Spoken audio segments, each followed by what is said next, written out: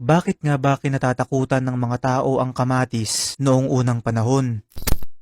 Mga kaibigan, alam niyo ba na noong 1800 sa Europe ay lubos na iniiwasan ng mga tao ang kamatis dahil sa paniniwalang ito raw ay naglalaman ng lason. Binansagan pa nga itong the poison apple dahil noong mga panahong yun ay bago pa lamang ang kamatis sa Europa dahil ang mga kamatis ay nag-originate sa South America, kaya naman nung una itong dumating sa Europe ay itinuring nila itong exotic at toxic na prutas. Ayon pa sa European folklore, kaya rin daw ito iniiwasan noon ay dahil meron silang paniniwala na ginagamit raw ito sa witchcraft o kulam na kapag iyong kinain ay matutokso kang gumawa ng iba't ibang masasamang bagay at pinaniniwalaan ring kaya ka nitong gawing isang taong lobo. Noong late 1800s hanggang early 1900s ay nagsimula ng mabago ang reputasyon ng kamatis sa Europa at iba pang panig ng mundo at sinimulan ng gamitin bilang kasangkapan sa iba't ibang mga pagkain.